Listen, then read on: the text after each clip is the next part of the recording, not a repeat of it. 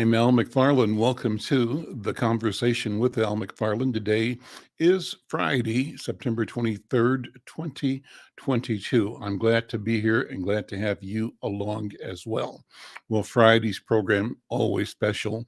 We call it the Healing Circle, facilitated by my colleague and leader, Dr. Bravada Garrett-Akinsanya, principal at Draken's Consulting and Psychological Services and leader at the African American Child Wellness Center. And this program, this session, the Healing Circle, is special because not only of what we do, but of how we do it.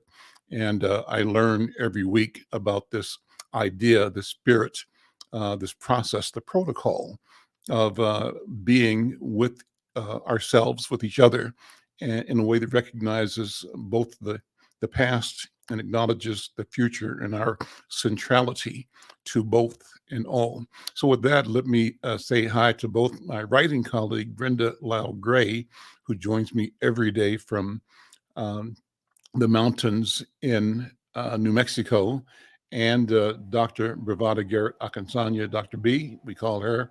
Dr. B, welcome. Good afternoon. Good to see you again.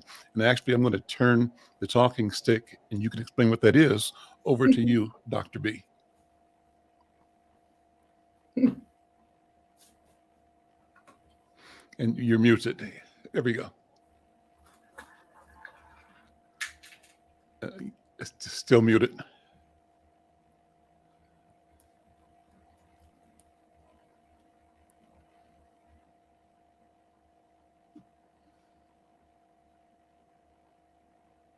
So we got a little bit of a bandwidth challenge right now. So you're still showing up muted, Dr. B. So maybe you can try to unmute again. On our side, you're showing on our screen. It shows you're muted. And it seemed to go off for a second and come right back on though. So she'll come back in. Brenda, how you doing, my friend? I'm fine. Glad it's warm. I love fall. It's that, Me too. That 65, 70 degrees. Mm-hmm. Perfect. Yep. Well, same here. It's like cool here, but I love it because it reminds me actually of fall days starting school back when we were kids in we Kansas loved City. it. Yeah, I remember walking from 32nd in Indiana up to 30th in Benton, 29th in Benton to D.A. Holmes. And I have fond memories maybe later in the fall, maybe before, Halloween, maybe when it got cool and maybe you get an early frost or you'd have the chance to see your breath, crisp, early in the morning, but a special time of the year. And I think we're approaching that here in Minnesota again. I'm not sure if you get that same kind of feeling there in New Mexico. You do. Yeah, it's really pretty. But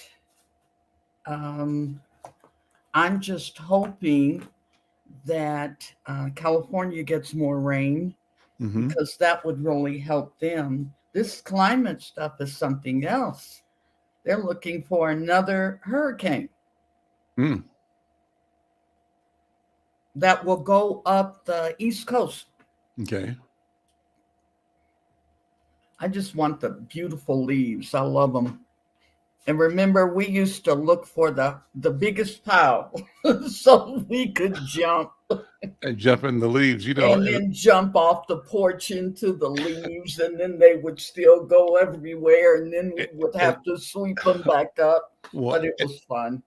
As I think about that, I think about how we were oblivious to dogs. So you jump into a pile of leaves. Oh, I know. And you We don't know what didn't you were even jumping think into. that it would be poop there. Now thinking back on it, you could have been rolling, and you likely I were know. rolling in all kinds of mess, I But know. when you're a kid, That's so funny. you don't know. It's just the joy. I remember I'm not sure what grade we were in, but collecting leaves and getting invited to start leaf scrapbooks where you put the leaf between sheets of paper, and not only with the leaf change colors, and you'd watch that process, kind of document it, but it often was wax paper too, Al. was That's it wax what we paper? had to use. Yeah. That cut right or whatever wax paper. Yeah. Yep. Yeah. And then if you put it against some construction paper, maybe it would leave the imprint on the paper itself, as well as you could watch the changing in the chemistry of the leaf. But all those are just rich, wonderful memories of fall growing up. And, what's amazing, Brenda, is that we can recall the joy of being, 7, 8, 9, 10, 12 years old in grade school at DA Home School in Kansas City, and the protection that our parents afforded us that allowed us to be children and sort of insulated us from the horrors of community that they thought sustained and protected us from and against every day of our lives. So it makes you think back on the awesome responsibility of parenting. It makes you appreciate our parents because honestly, we look back and see what we've gone through. What was it that they were going through? And how did they navigate and keep us where we didn't have to think about, the threat that they experienced day by day? I remember, however, when I was like 12 or so, going into my uh, great grand aunt's room. And we lived on 32nd Street around the corner from Central High School at that time. And Aunt Mary was her name. She must have been, maybe 89, 90. She's blind and mostly blind. She would have us come in and go outside and pick a twig off of an alum tree or alum bush. I don't know what an alum bush is. End of the day, any bush would do. The twig we got from one of the bushes in the front yard or the backyard, she whittled it down and used that to clean her teeth, right? So that was the old way of toothbrushing, was cleaning your teeth with a twig, and that probably, was the way African people did that for centuries. But anyway, I remember Brenda, she feeling the need to give her 12-year-old grandson, sixth grade grandson, instruction. And she said, Alvin, I want you to remember when you go down south, maybe she didn't say down south, she just remember when you're talking to white people, always say yes'm and nom. Always say yessa and nossa, and never look at them, look down. And so she was serious, and she was telling me something that she knew, and she was giving me instruction that would allow me to live. And I remember listening to her, but inside, Brenda, I was mad. Fire. I was Yep. burning up. And so two feelings at the same time. One, respect and love for her desire to protect my life, but anger that this was the instruction that she had to give me and that I had to take into my interaction with the white world outside of my community. So, that's a reflection on growing up Black, growing up in our town, Kansas City, and in our family. Well, I see Dr. B is back. Let's see if we have audio. Yeah, Dr. B, I come on back in the studio. Let's. Can you hear me now? Yeah, see you, and Yes. also the image is clear, so we got sound like a Verizon commercial, Dr. B. Can you hear me now? Because I must be heard. I have to be heard. That's totally wrong not to be heard. That's true. Well, I'm going to pass the talking stick to you. Thank you, brother. And sorry for the technical difficulties. I would like to say it's good again to be in the presence of not just my brother and sister, but my elders. And I'm so happy to be among you, as I am too a village elder. So no matter how much older you get, there's always somebody younger and somebody older. So That's in right. that space of our heritage as an African people, we acknowledge our ages. We acknowledge our elders because our elders hold wisdom. And there's actually a Yoruba proverb that says, when you lose an elder, a library burns. So honoring the knowledge that comes before us and standing on those shoulders is a sacred space. So we acknowledge our elders because they're closest to our creator, to our ancestors. and we honor our ancestors because they're closest to our Creator. So through that process of lineage and learning and giving and loving, we acknowledge that we are because they are, and I am because we are.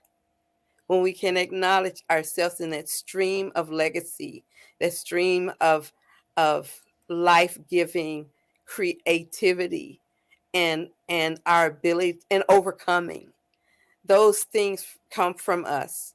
They come from our lineage.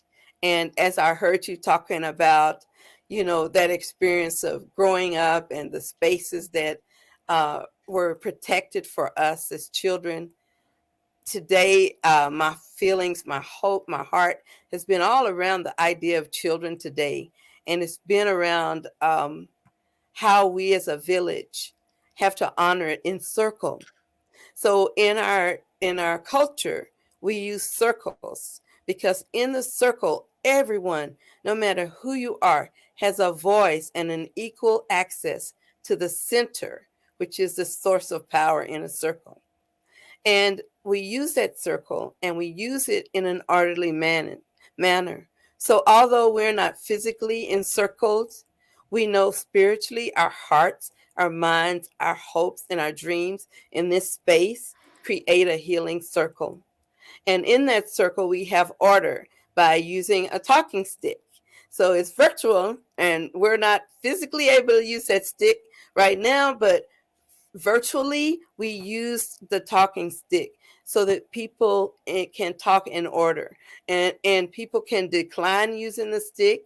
They can ask for it back so that we know who's holding that center of power. So as we begin this day, we want to do a couple of things. We want to acknowledge the land that we're sitting on and standing on and working in, land owned and cared for and nurtured for centuries by the Lakota people and the many other indigenous tribes that have cared for the land, because they believe what we do as an African people. They believe in this idea called consubstantiation, which means all living things are connected. We're connected to each other. We're connected to the land. We're connected to the things that are on the land, and we're connected to the sky. So that spiritual connection of consubstantiation reminds us that we are from the soil. We go back to the soil, and that sacred space that we stand on is soil built by others as we continue to work today. So as we introduce the topic today, our topic is going to be on the idea of microaggressions. A few years ago, maybe 10 or 15 years ago, Dr. Darrell Wing Sue recognized that a Black man had identified these ideas of called microaggressions.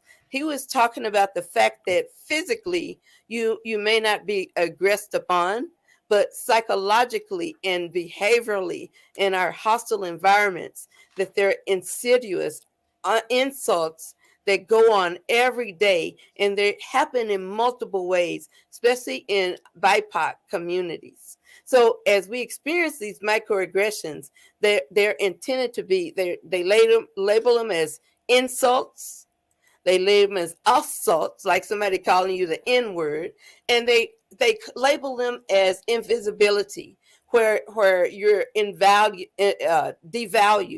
or are seen as nothing or not acknowledged. So all of these types of microaggressions occur, and they impact systems because people hold these microaggressions and they're learned so easily through multiple messages in society. Things like white superiority, body superiority, and simultaneously Black body inferiority. These are some of the microaggressions that we are exposed to.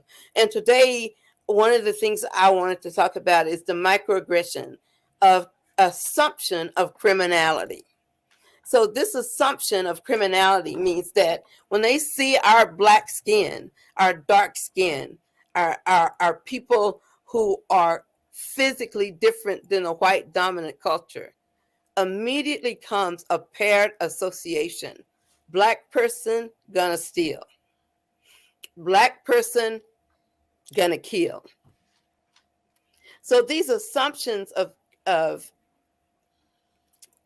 criminality and less thanness, they impact how we walk in the world, as you were talking about earlier. They impact how we are taught to engage in a safe manner so that we live to see adulthood, live to see become an elder in the village. So some of the survival skills we have as Black people are taught to us in circle in the kitchen around with grandma and big mama and mama and dad. And we learn those things in our own mini circles in our homes. So as we talk about that today, this assumption of criminality has been, and children have been on my mind because of this white woman who got $250 million from Minnesota children that she was supposed to be feeding with those dollars. And I hear that she partnered with a lot of new American Somali population members. So these people who came from Somalia were tied up, and all of them were in jail, except they didn't have the white woman who was the head of it. She didn't get to go to jail. I don't even know if they arrested her yet.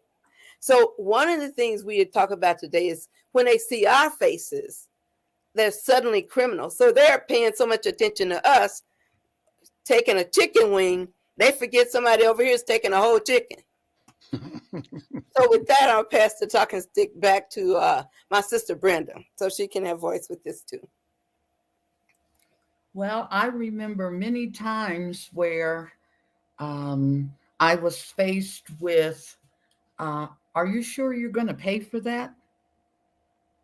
And I think I told Al about it. I was in CVS one day and my phone rang. Recently, right? Yeah. And my phone rang, and one of my daughters was having dental surgery. So the other one was calling me to tell me that she came out okay. The woman walked up behind me, and I mean, I had this nail stuff in my hand. I was on the phone. She said, "Are you going to pay for that?" And I was so caught off guard. And I said, "Okay, I'd like to find the manager." Because Al will tell you in our day, it would have been a scene. And then, we would have had all kinds of pockets of problems. But anyway, the manager didn't come. So then I said, oh no, I'm not going to let her get away with this. I stood in line. I got my nail stuff and got me some peppermints and walked on out the store. And then I got home. I found the number for the Southwest CVS division, and his name was Alec. And he said, Miss Gray, I have Asian adopted children, and I know what you're talking about, but people do steal. Mm-hmm. I was done. I was done, and I was dressed. I'd been in that store all the time after church, and it was hurtful because I was out of control. They were in positions of power, and they could, what you said, Dr. B, assume that I had taken something because of this. And just think, when our children go through this and they don't have the coping skills that we have. And that's why we have an awful lot of violence as well, because these things are internalized and they have no outlets. If their parents aren't giving them a hug, if their parents aren't saying, look, you are valued, you are worthy, you have to kind of block it out and live your life. Those messages are not getting out. So, I have this student that worked under me as as a graduate student, and he was going into educational administration, but he had to get some teaching hours in. the first thing he did on the first day of school was to show up a short film on Timbuktu. And it was a diverse classroom. And he would walk in between, and then he'd lay pictures on their desk of the scholars. And he had close-up pictures that had come from the National Archives that showed how they did their calligraphy in all of unbelievable. I mean, going all the way back in the middle of the desert. And he called me up and he said, B. Gray, you would not believe how those kids' mouths just dropped. He said the whites, the Latinos, the blacks. And, you know, for the past month, it's been cool. They want more. He started out with just that little picture, you know, so it was empowering. And when we educate our kids like that, I mean, Al will tell you, it wasn't anyone that couldn't tell us we weren't tough. I mean, we knew it, we felt it, and we had so many people telling us beside our parents. Our kids don't get that conversation. A lot of my students, Dr. B, watch this program and they learn from it. And then on the weekends, they're sending me notes about, you know, certain things. And they've been emailing me to get to Youssef and to Sean. I think that's great. I think it's great. And they need to have that because people are going to assume things about them. And, you know, anyway, not on the soap. I'll pass it over to Al. Thank you. I'll take the talking stick. Well, this is an important discussion, Dr. B. Thank you for bringing it up. Let me, for people that don't know the story, those who might be watching on YouTube or Twitter or LinkedIn, let me do some backfill here. I'm looking at a press release from the Department of Justice Office of Public Affairs. It's dated last Tuesday this week, actually, September 20th. And the headline in the press release says, U.S. Attorney announces federal charges against 47 defendants in a $250 million Feeding Our Future fraud scheme. The subhead says, nonprofit Feeding Our Future and 200 plus meal sites in Minnesota perpetrated the largest COVID-19 fraud scheme in the nation. So I'm going to read a few paragraphs of it just to give you the context. And if you're listening anywhere in the country or around the world, we'd love to have you weigh in on the conversation. We'll post our StreamYard login information and in the bottom here of the window. And if you want to have a comment or raise a question or be involved in this conversation, we'd love to have you involved. So the article or the press release from the Department of Justice Office of Public Affairs reads, the Department of Justice announced today federal criminal charges against 47 defendants for their alleged roles in a $250 million fraud scheme that exploited a federally funded child nutrition program during the COVID-19 pandemic. Open quote, these indictments alleging the largest pandemic relief fraud scheme charged to date underscore the Department of Justice's sustained commitment to combating pandemic fraud and holding accountable those who perpetrated, said Attorney General Merrick B. Garland. The quote continues, in partnership with agencies across government, the Justice Department will continue to bring those who have exploited the pandemic for personal gain and stolen, will continue to bring justice to those who've exploited the pandemic for personal gain and stolen from American taxpayers. I'll keep reading. Garrett, the Attorney General goes on to say, the next quote is from the FBI Director, Christopher Wray. Christopher Wray says, today's indictments describe an egregious plot to steal public funds meant to care for children in need in what amounts to the largest pandemic relief fraud scheme yet. He said, the defendants went to great lengths to exploit a program designed to feed underserved children in Minnesota amidst the COVID-19 pandemic, fraudulently diverting millions of dollars designated for the program for their own personal gain. These charges send the message that the FBI and our law enforcement partners remain vigilant and will vigorously pursue those who attempt to enrich themselves through fraudulent means. So it goes on. The next quote is from the Minnesota Attorney General, Andy Lugar, and it says that the 47 defendants are charged across 6 separate indictments and 3 criminal informations with charges of conspiracy, wire fraud, money laundering, and bribery. Let me read down a little bit more. And essentially what the deal was, as I interpret it,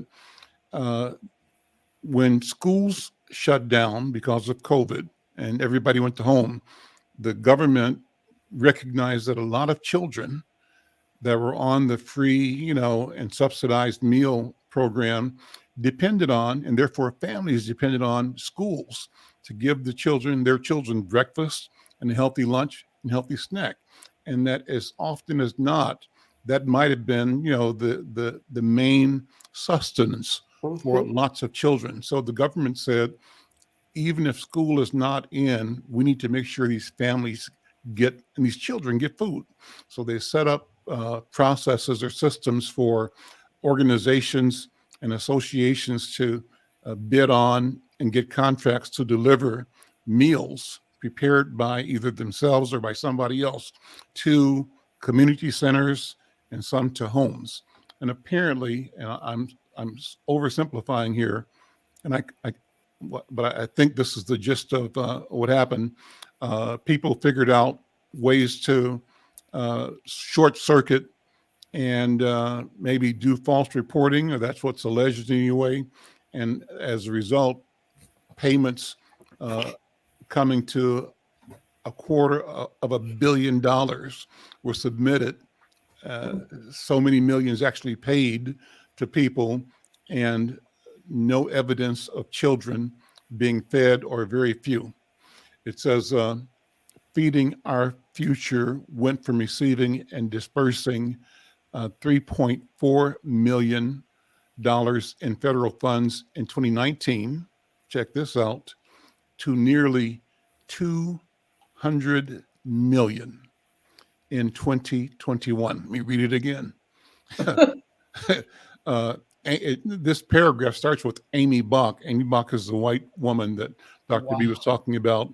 Amy Bach was the founder and executive director of Feeding Our Future, a nonprofit organization that was a sponsor participating in the federal child nutrition program. The indictments charged Bach with overseeing a massive fraud scheme carried out by sites under Feeding Our Future's sponsorship. Feeding Our Future went from receiving and disbursing approximately $3.4 million in federal funds in 2019. That's at the beginning of the pandemic, maybe 2019. Mm-hmm. When did the pandemic start? Rev up. That was, I think it was 20 and 21, right? Yeah, it started a little bit in December, but mostly January and February. Yeah. So they started with 3.4 million in 2019, and then 200 million in 2021. And then I'll read this last paragraph. It says, as a part of the charge scheme, Feeding Our Future employees recruited individuals and entities to open federal child nutrition program sites throughout the state of Minnesota. These sites, created and operated by the defendants and others, fraudulently claimed to be serving meals to thousands of children a day within just days of weeks of being formed. So new organizations, and within a few days or weeks of being formed, they reported they were serving thousands of children per day. So that the defendants created dozens of shell companies to enroll in the program as federal child nutrition program sites. And the defendants also created shell companies to receive and launder the proceeds of their fraudulent schemes. So that's kind of the story. I'm like the kids. My mouth is dropping. So let me just say these names here. So just it says it names who the charges were. So one charge is the United States versus Amy Marie Bach et al.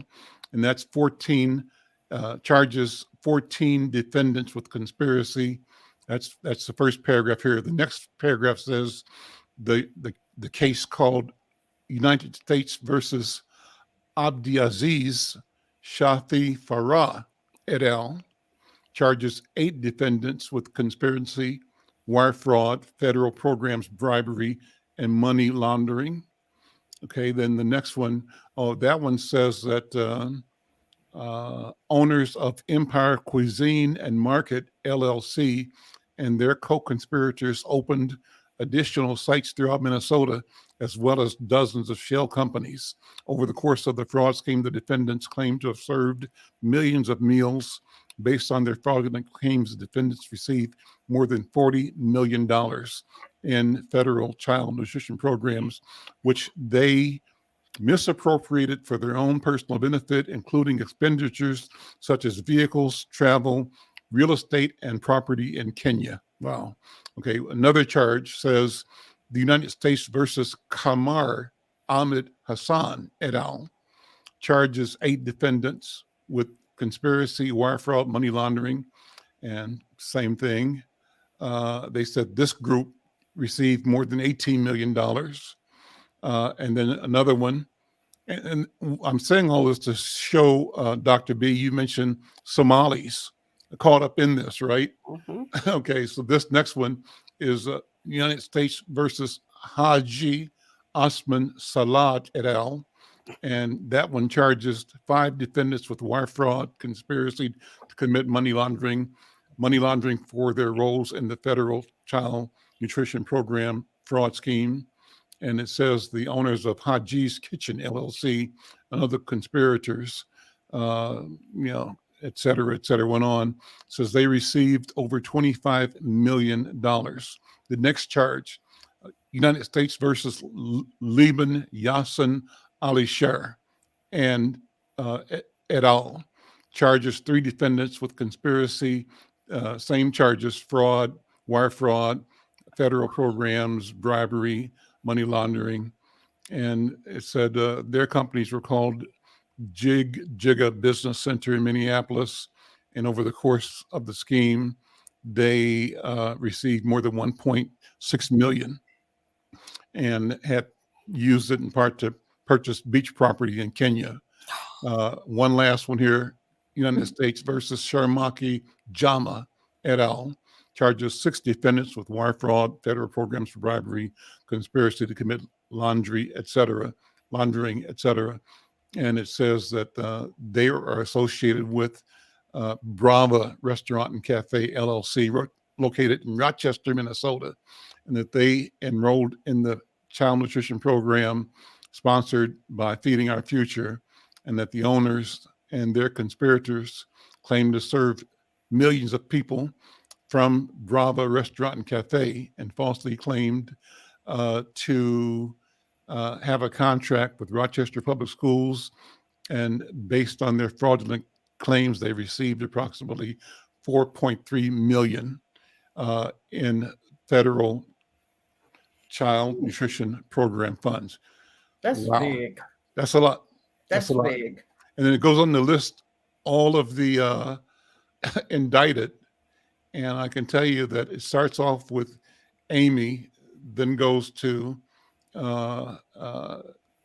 Abdurrahim, Idle, Salim, Saeed, Abdul Qadir, Nursala, Ahmed, Sharif, Omar, Hashim, Abdi, Nursala, Abdurrahim, Ali, Ahmed, Muhammad Artan, et cetera. So, Dr. B, I'm going to pass the talking stick back to you. Whew, all I can the Take a stick breath, must be Dr. burning. B. It must be burning because Ooh. just hearing that even made me madder. That, you know, all of the kids and parents who went hungry, all of the kids and parents who needed food because of poverty, food insecurity, trusting a system to take care of them that failed them, and how the only way they could get away with that is because of that racialized blindness to whiteness. If it would have been headed by somebody of color, that wouldn't have happened. They wouldn't have let them get away that long with that much money, with that poor level of skill.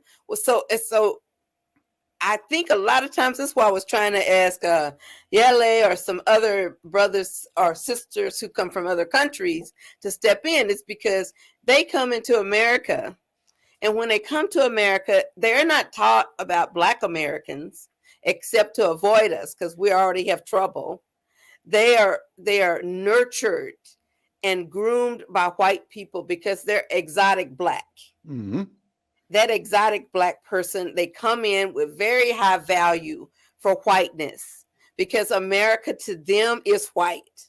And when they come in, the white people tell them what rules to follow, what rules you don't. Oh, this is okay. This is no big deal. They are not watching. So I don't know that Amy chick, but I'm pretty sure the head of the snake is the one that was doing all the biting, but the back part of the snake got all the catching. Just like in Carter G. Woodson, Miseducation of the Negro, I always quote him because he says on page 17, when there's money and they want Black folks cooperating with white folks, the white folks do the operating and the Black folks do the coing.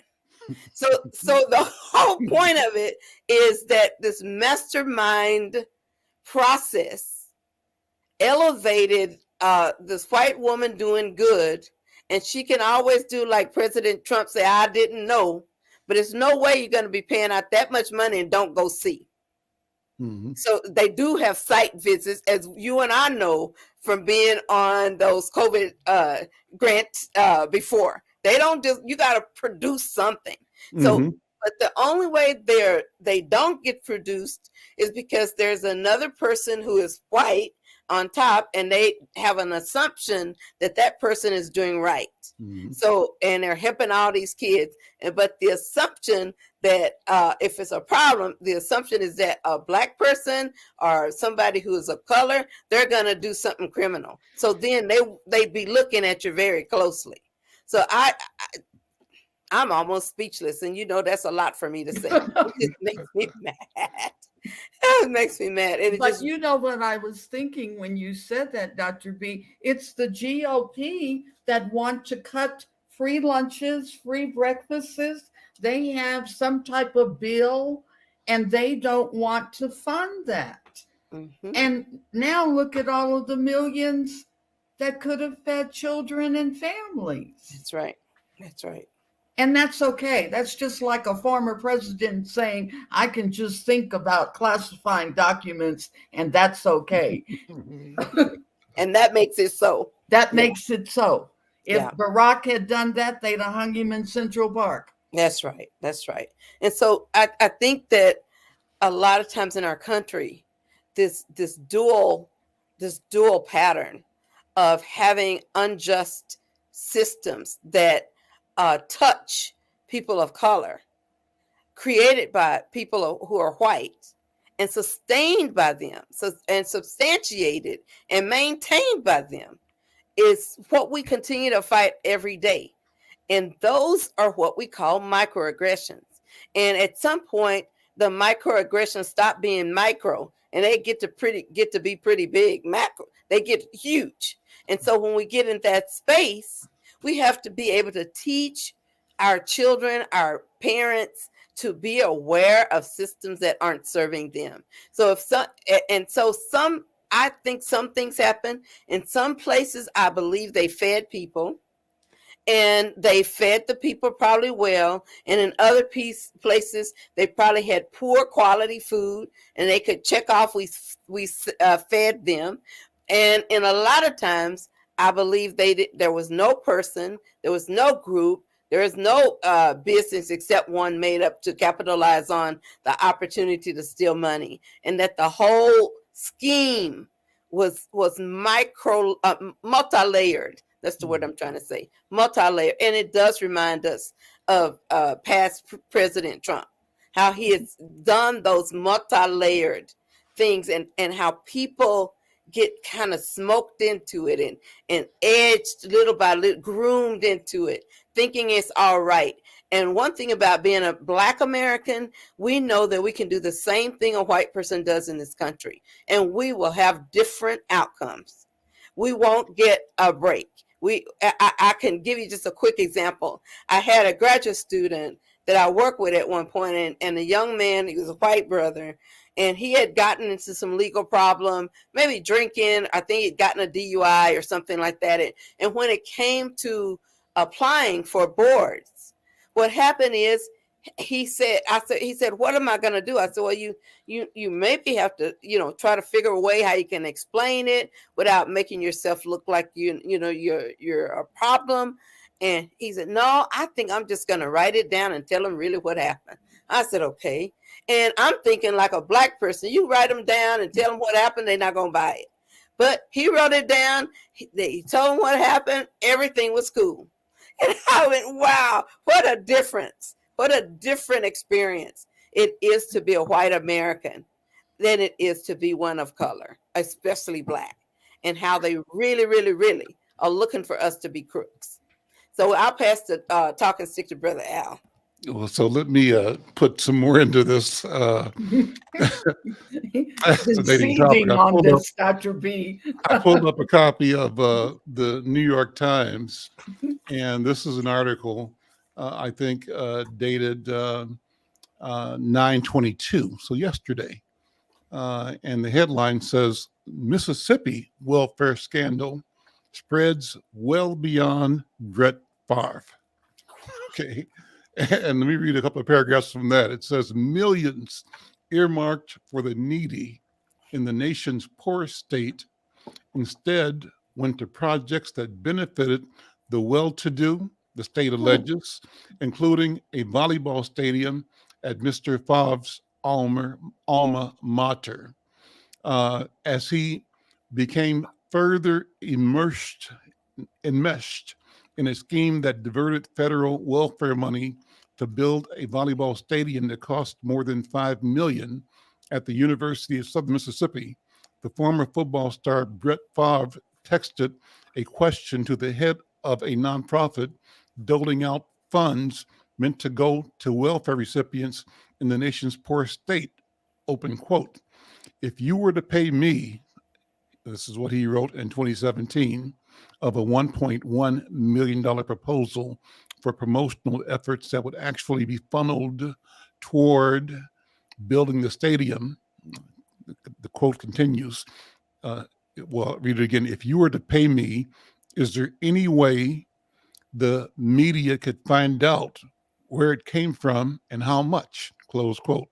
Several years of text messages about the project came to light when they were filed in court last week and were first published by Mississippi Today, the small nonprofit news site that has consistently led reporting on the story.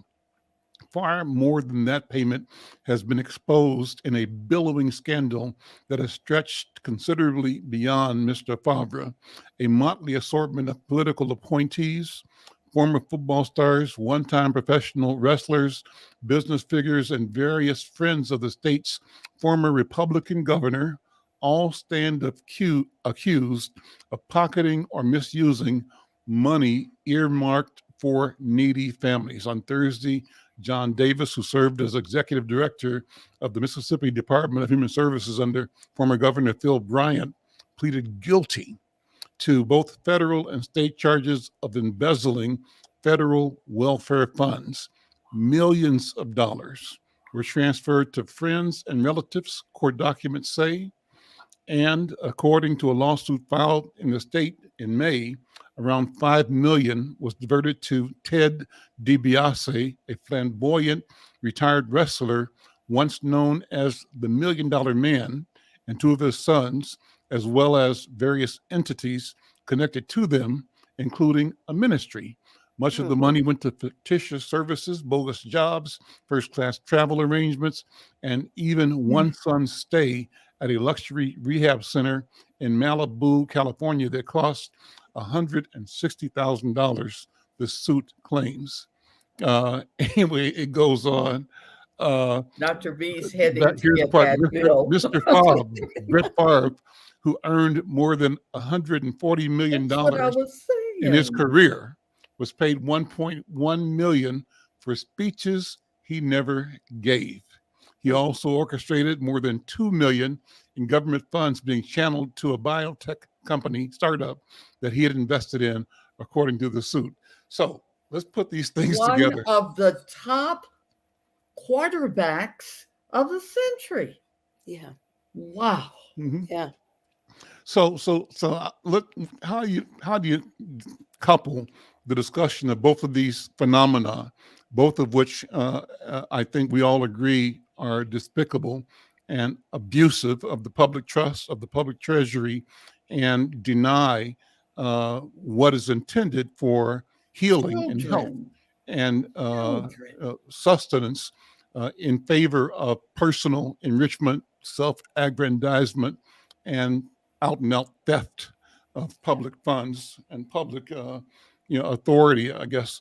So when I think about the feeding the future, two things come to mind, three things. One, Dr. B, you're right. Somehow there's this idea that these things are going to be looked at. Somebody's going to do a wink, wink, and everything's going to flow because so much money is flowing. Who's really looking? And if you put the right face in front, it'll just be, money under the bridge. Wrong. And at the end of the day, wrong is wrong. And the problem in part is that there's this idea that this whole notion of poverty and children needing nutrition, not having the sustenance they need to do well in school, comes out of the experience and legacy of the African American Black family, traditional Black families, right? Mm-hmm. Of course, that pool enlarged by immigrant families, new families from Africa or from Latin America or Asia, and families genuinely deserving and genuinely in need.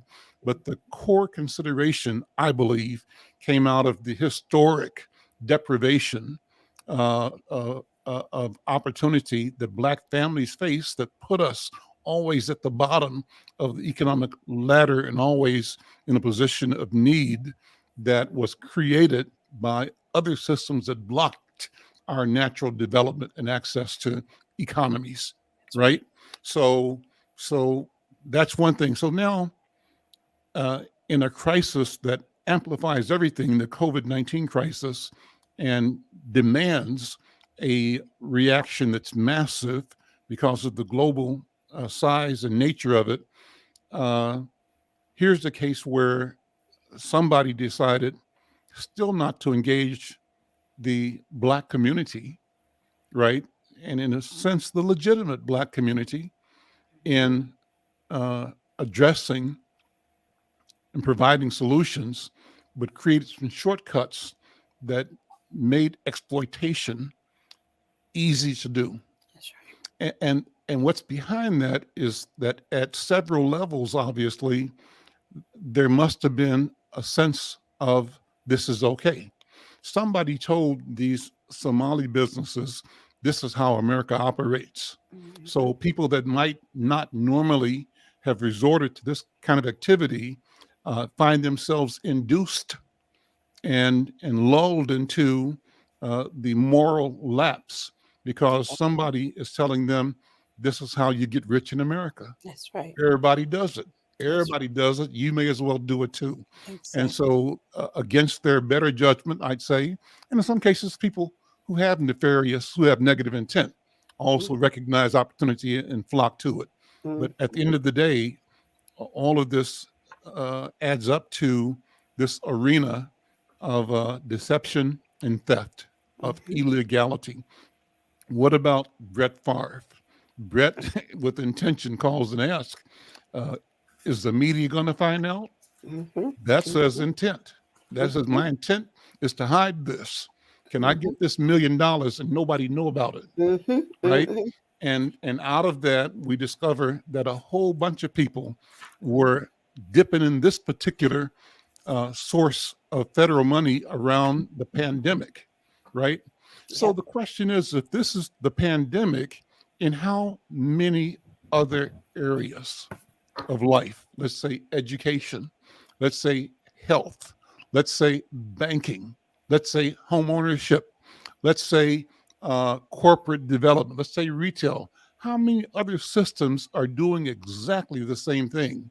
And that comes back to your original question, Dr. B, microaggressions, because Brenda, as you described it, here's a person who felt she or he had an obligation to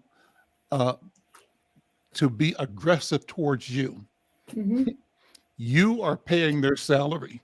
Your patronage keeps your bread on their table. But that person had the sense, the duty in their mind to challenge and question you in a way that you can only describe as an aggression based on race. Even if that person was not white, that person was operating out of agency of white supremacy, white authority, which meant agency that questions the legitimacy of Black life and Black existence. We got a problem. We do. I'm going to pass the talking stick back to you, Dr. B.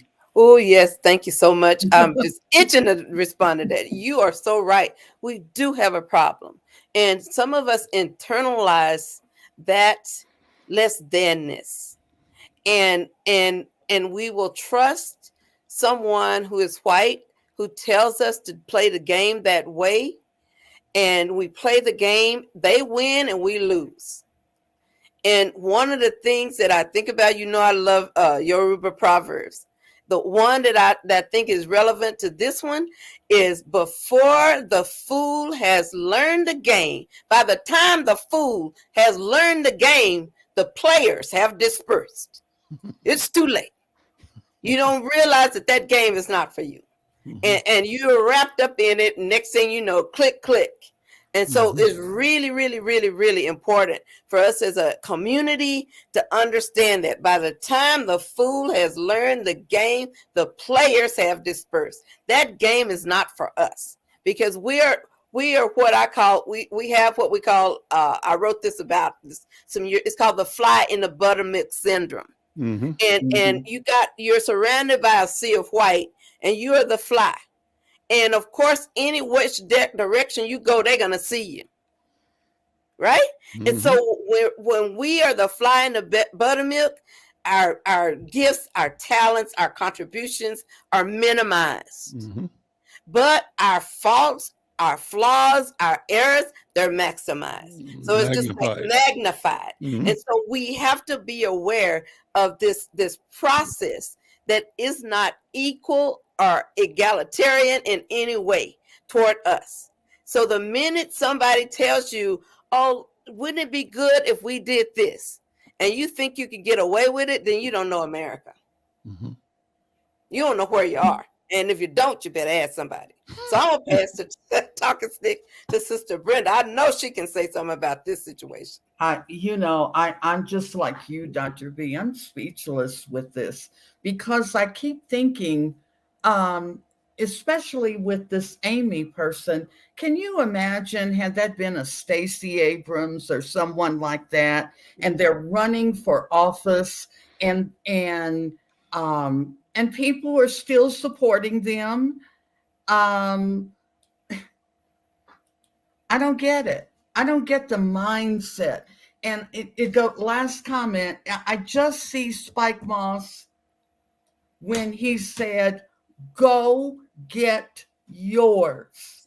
Parenting, that bottom line. I'm not asking you to take care of anybody else, even though our neighbors and aunties and everyone took care of everyone else's kids, because it was that African nature of collectivism. Got it out. But I just don't get our mindset. How do you get away with that? How does that happen? And no one checks. Yeah. That's the reason they didn't want Merrick Garland on the Supreme Court, because they knew he wasn't going to let too much go past him. Yeah.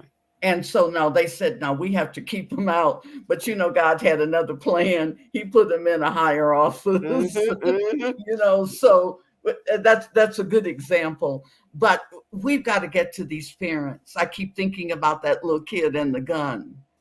Yeah. I'm going to go get it, and Tyrone Terrell was just doing this, when those young people were killed. It was like, get to these children. They are not hopeless. Yeah. They need love, just like we do. And so let me take the stick back from me for a second. Before we can get to the kids, we got to get to the parents. Yeah.